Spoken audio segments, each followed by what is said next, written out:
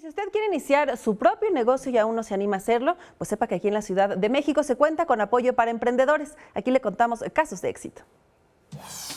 Estas mujeres tienen algo en común, son emprendedoras.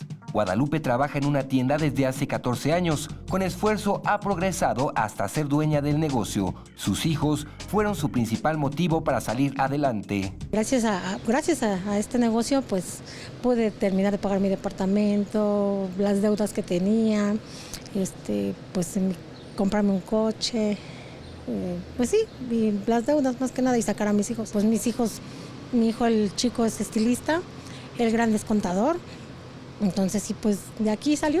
Catalina es otra mujer exitosa que a los 30 años decidió dejar su trabajo estable por emprender su negocio propio, organizar eventos sociales de todo tipo. Ahora que me doy cuenta que puedo, como que veo las cosas así como que, total, si no se me da un evento, bueno, ya vendrán otros. La presencia de las mujeres en el comercio capitalino representa más del 52%, siendo el 41% de ellas dueñas, encargadas o socias. Para ello hay 3 puntos clave. Nosotros aquí en la Cámara lo que damos es mucha capacitación y acompañamiento.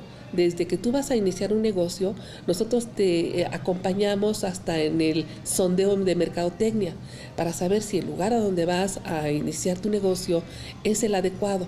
Si usted necesita asesoría, puede comunicarse al teléfono 5512-4064. Con imágenes de Manuel Hernández e información de Iraís Morquecho, 21 Noticias.